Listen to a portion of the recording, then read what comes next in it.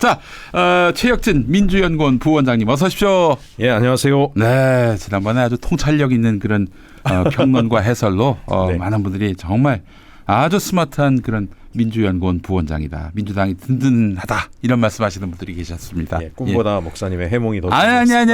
저희 교회 그 권사님께서 말씀해 주셨어요. 자, 최혁진 원장님 모시고 이제 전국 현안 좀 얘기해 보도록 하겠습니다. 우리 네. 강원도 원주시잖아요. 예, 원주입니다. 예, 원주에서 또 오셨고 김진태가 네. 컷오프 됐는데 지난 지방선거 때 강원도지사 선거 컷오프 됐는데 김건희한테 찾아가서 싹싹 빌어가지고 그렇게 해서 경선 기회를 얻어가지고 결국 강원도지사가 됐다.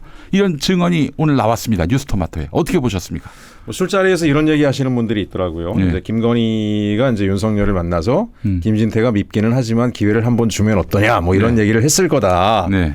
그랬더니 이제 윤석열이 걔를 어떻게 믿냐라고 얘기했더니 예. 김건희 여사가 내가 주술을 걸면 된다. 걱정하지 마라. 그렇게 얘기해서 됐다는 네. 그런 한간의 술자리 얘기가 있습니다. 놀라운 일입니다. 그냥 일반 시민들이 그냥 웃자고 하는 얘기겠지만 네. 저런 해석들이 나온다라고 하는 것 자체가 이 정권의 공천이라는 중차대한 일들이 어떻게 벌어지고 있는가를 그냥 그 자체로 풍자하는 얘기가 아닌가 싶고 한편으로 네. 사실일 수도 있겠다는 생각도 듭니다. 아니 이준석이 팩트 체크했다는 거 아니에요? 예, 맞습니다. 예. 그렇다면 요거는 김진태 글쎄요. 그 김진태한테 책임을 묻기는 좀 그렇나? 뭐 무슨 돈이 오가거나 그래야 될 텐데. 어쨌든 김건희가 여기에 관여를 했다면은 네. 아니 남편은 저 새끼 죽이고 싶다라고 얘기를 하는데 네. 죽이고 싶은 새끼가 그 공천을 받아가지고 지사가 됐는데 네. 여사의 파워가 얼마나 대단한지를 보여주는 거 아니겠습니까? 그 말이 딱 맞는 거죠. 뭐 장님무사 꼭대기 머리 꼭대기에 올라앉은 안진뱅이 주술사다.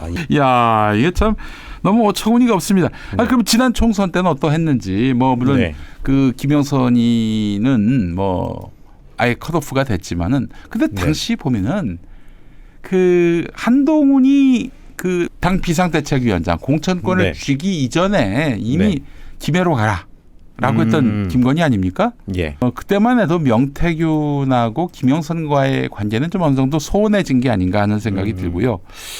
어쨌든 지난 그 총선 과정에서 한동훈과 김건희가 좀 대립하는 국면에서 그 국면에서 좀 소원해진 부분이 있었지만은 또 김대남 씨 설명에 따르면은 한동훈이 김건희한테 가서 무릎을 꿇었다는 거 아니에요. 실제로 무릎을 꿇었는지 아니면 어떤 중의적인 의미에서 무릎을 꿇었다는 건지는 알 수 없지만은 어쨌든 그 이후로 윤석열이가 서천시장에서 만나줬고 이게 턱툭 두들기기도 하고 완전히 그 서천시장의 그 이재민 분들은 병풍이 됐고요. 네네.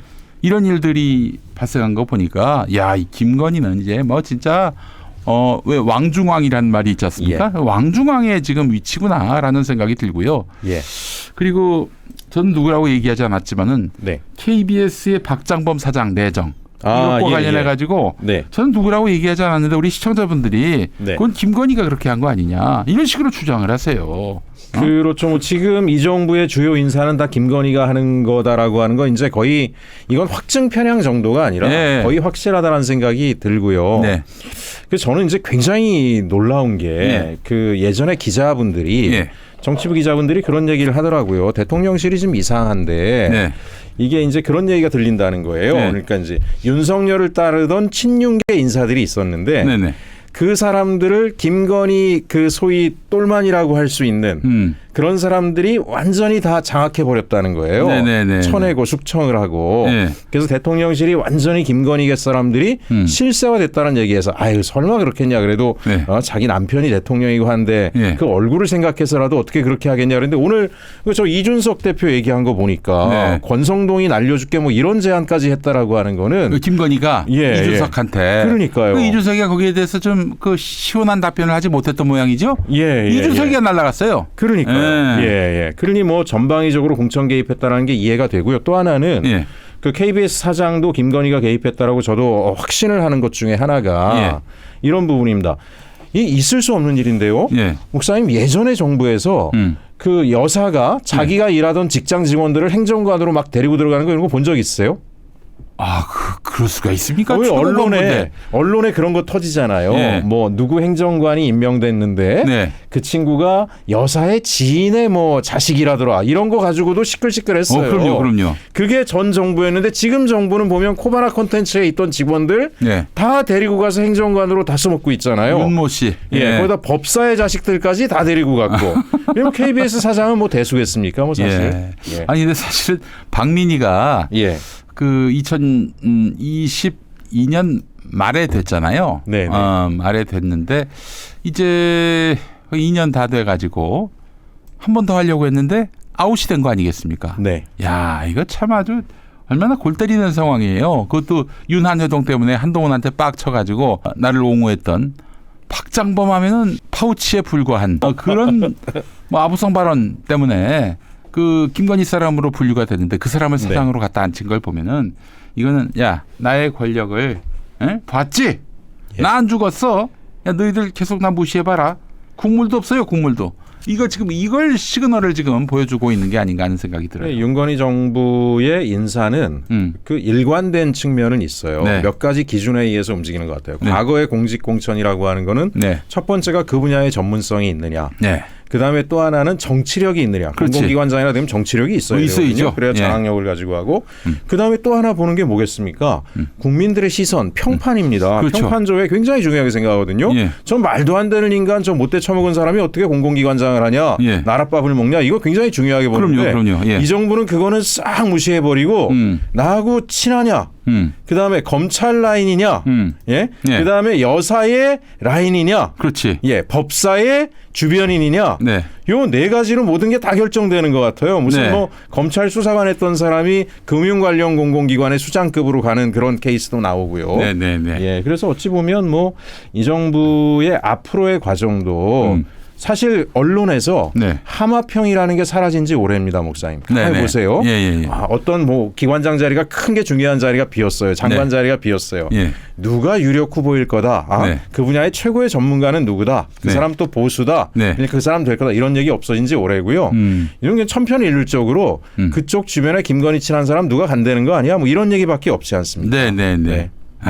그래요. 참 이 꼬라지를 이제 국민들이 다 봤고요. 뭐 어제 그 뉴스토마토 미디어토마토 조사 결과를 보니까 철없고 무식한 오빠는 윤석열이다. 이게 70%예요. 국민 여론 70%야. 뭐 이런 걸 가지고 설문조사를 하느냐. 아니 자꾸 이걸 진실공방으로 만들어버리니까 철없고 무식한 오빠. 이게 윤석열을 지칭한 것이다. 대통령실 해명과는 다르게. 이 대통령실에 해명도 안 믿는다는 거 아닙니까? 절대 다수의 국민들이. 그리고 영이 안 서면 물러나야 된다라는 거는 사실은 평생 살아가면서 제일 많이 안 사람이 윤석열 대통령 아니겠습니까? 그렇습니다. 검찰들이 군조직 비슷하잖아요. 자기 밑에 기수가 자기보다 높은 자리 가면 알아서 옷 벗고 비켜나고 나가는 게 관리인 것처럼 운영되는 조직 아닙니까? 사실 나이도 더 많고 기수도 더 높은데 그 아래에 있으면 영이 안 선다 그래서 떠나는 거고 조직의 기강도 안 선다 그래가지고요.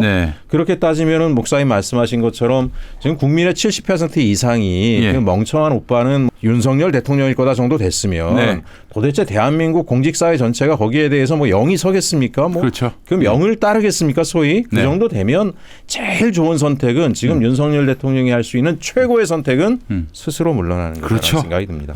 스스로 물러나야 한다. 사실 그 이게 영이 안 설 경우에 발생하는 문제는 이러면은 공직사회가 돌아가지 않아요. 그렇죠. 공직사회가 돌아가지 않으면은 지금 사실 위기 때에 그 정부가 혼연일체로 기민하게 그리고 짜임새 있게 대응을 해야 되는데 야, 나 책임지질 못해. 안 해. 야, 대한민국 그 공직사회의 최고의 그 실력, 장점이 뭐냐면은 아무것도 안 했으면서 한 것처럼 보이고, 했는데 안 했는 것처럼 보이고, 요 아주 그 위장술, 요게 탁월하거든요. 그럼 결국 국민들만 골탕 먹어요. 그게 이제 영이 안 선다는 게 목사님 뭐 비유하면 이런 거예요. 뭐 전쟁이 났다 이거예요. 국민을 지키기 위해서 군인들이 최전선에서 자신을 희생하면서 싸우지 않습니까?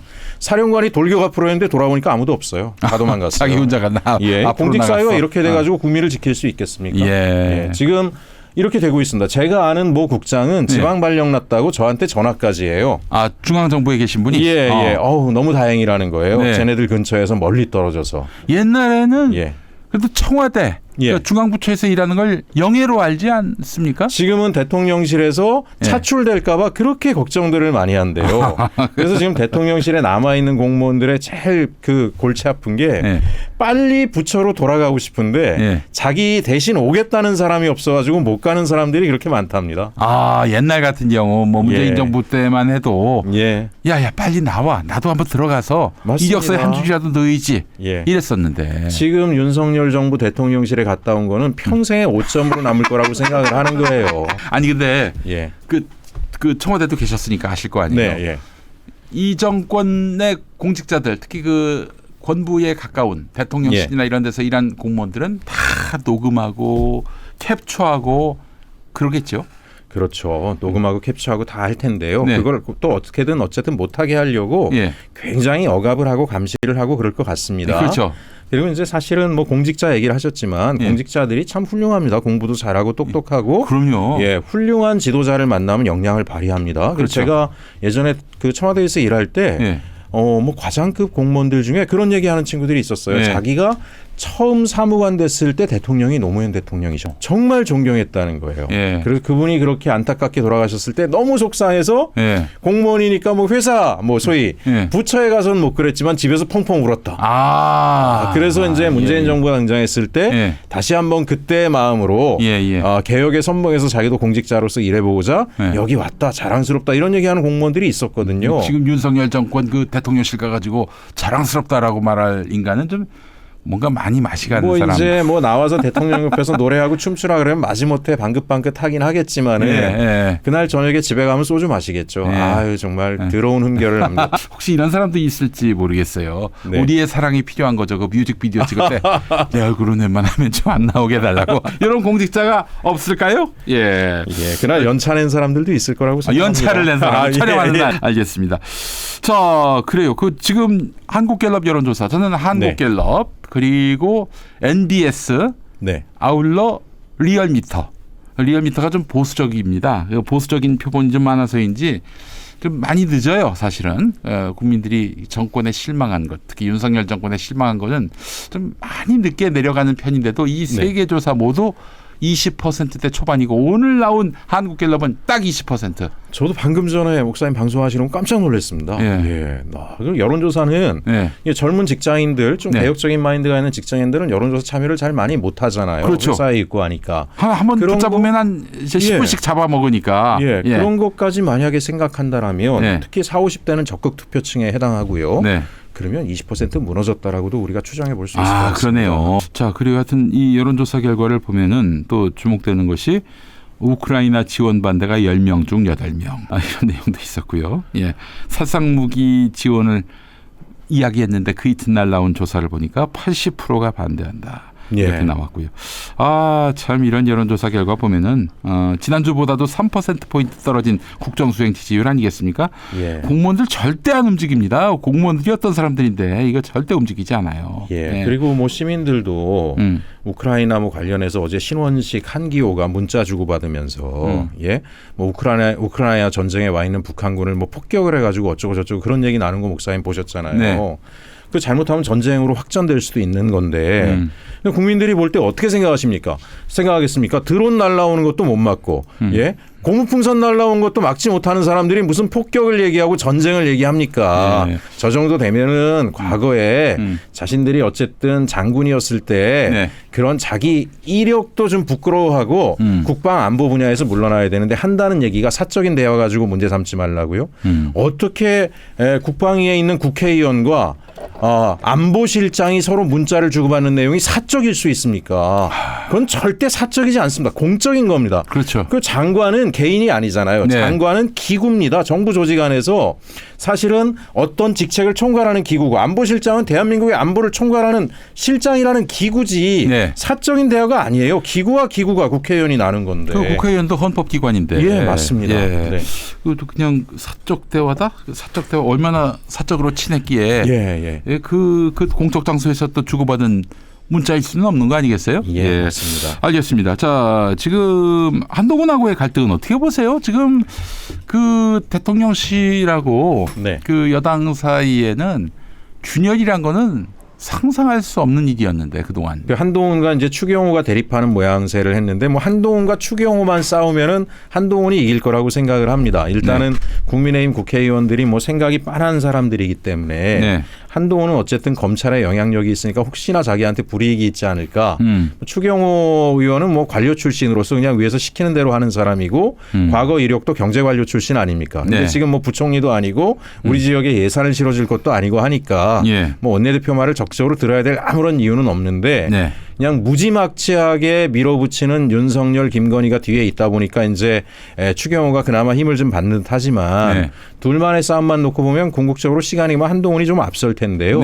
저는 그거보다 이제 중요하게 좀 염려하는 게 한동훈 대표가 무슨 특별감찰관 제도를 가지고 이제 계속 이야기를 하잖아요. 그 다툼이 특별감찰관에 가 있는데 이거 맥락을 완전히 잘못 잡고 있는 거다. 그 대통령의 약속 문제를 떠나서 지금 검찰도 경찰도 군까지 김건희가 다 주무른다라고 하는 그런 시대라고 지금 사람들이 바라보고 있는데 특별감찰관 하나 지정한다 그래서 무슨 통제가 되겠습니까? 이거 쇼잉으로 끝날 수도 있고 아까 목사님 말씀하신 것처럼 저도 한동훈이 김건희한테 약점을 잡혔는지 가서 숙이고 있는 게 아닌가라는 생각이 드는 게 이 시점에는 특검으로 돌파하는 게 본인이 사는 길이라고 하는 건 10중 8구가 다 아는 일이고 지나가는 애들도 알 거예요. 한동훈이 살려면은 지금 특검으로 윤석열, 김건희를 봉쇄하고 합리적인 보수를 중심으로 자기 세력화를 해야 살아날 텐데 왜 저걸 못하고 무슨 쓸데없는 특별감찰관이니 이런 얘기를 가지고 하나만 한 적당히 하나만 한 걸 가지고 그래서 뭔가 대단히 큰 약점을 잡혀 있나 그런 생각이 들더라고요. 그것도 그렇지만은 뭐 그제 그 국민의힘 당사 앞에 모인 사람들도 있고 그 한동훈은 이 보수 세력을 그 자기 편으로 만들어야 될 텐데 이 사람들이 편하게 싫어하는 걸 하기가 두려운 거야. 근데 내가 한동훈한테 좀 조언을 하자면은 아니 윤석열이는 박근혜 그 구속에 그 장본인 아닙니까? 박근혜를 구속시킨 장본인이지만 대통령이 되니까 다 윤석열 팬이 된 거 아니야. 당신은 권력이나 잡아. 윤석열과의 권력 투쟁에서 권력을 잡으면은 당신들 타도하자 뭐 이러는 사람들이 다 당신 팬이 돼요. 당신 편이 된다고. 왜 자꾸 이렇게 좌고우면하냐 이거야. 이게 당신이 윤석열보다 못한 거야. 윤석열은 무식해가지고 앞뒤 안 가리고 그냥 칼을 휘두르지만은 당신 다 이것저것 고려하고 이것저것 다 걱정하면은 아무것도 못 돼요. 그러니까 빨리 지금 윤석열한테 들이받아야 한다. 아주 정확히 지적하셨고요. 유시민 전 장관이 하여간 윤석열 대통령의 정치를 갖다가 침팬치의 권력 순위 서열 싸움하고 이렇게 이야기를 하지 않았습니까?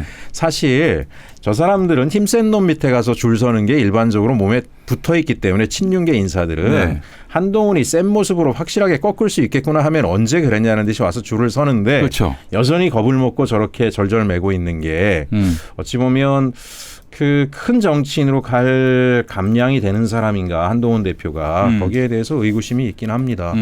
그럼에도 불구하고 이제 이재명 대표는 한동훈 대표의 입지를 좀 만들어 주려고 대표 간 2차 회담도 제안하고 그러지 않았습니까? 이렇게 뒀다간 너무 궁지로 밀릴 것 같고 한동훈마저 궁지에 몰리면 민생을 위한 파트너십을 할 수 있는 여권 인사가 다 괴멸돼 버리게 되니까 국민의 피해로 갈까 봐 이렇게 하는 건데요. 기득권 언론은 이재명 대표가 잔머리 굴려가지고 그 윤석열과 한동훈 틈을 벌리려고 그런다 그러는데 아닙니다. 그분은 지금 민생이 아주 곤두박질 치는 이 현실에서 맞습니다. 이 제발 좀 그 한동훈 대표라도 그 제 역할을 할 수 있게 그래서 여야 협치로 가가지고 대통령을 압박하게 민생이 최우선적인 그 이재명 대표의 당면한 과제 아닙니까? 그래서 그런다고 전 보는데. 저는 그 일부 뭐 하여간 뭐 보수 인사들이 이재명 대표가 그런 제안을 하면 잔계산이다 뭐다 이런 식으로 비난하고 있는데요. 전 본인들에게 좀 묻고 싶어요. 도대체 본인들은 얼마나 그렇게 큰 수를 계산할 줄 알고 유능하길래 허구한 날 역술인한테 가가지고 물어보고 정치적 판단을 하는지. 얼마 전에 보니까 김종인 대표조차도 윤석열 만날 때 역순이라고 같이 서 있었던 사진을 제가 본 적이 있어요. 그러니까 무슨 뭐 미국 가서 박사하겠다고 다 필요 없는 것 같아요. 마지막의 결정은 전부 다 주술사, 역술인, 점괘. 이게 무슨 중국 은나라 정치를 하자라는 것도 아니고 왜 너한테 무슨 잔순이 뭐니 말도 안 되는 그런 이야기를 하는지 이해가 가지 않습니다. 알겠습니다.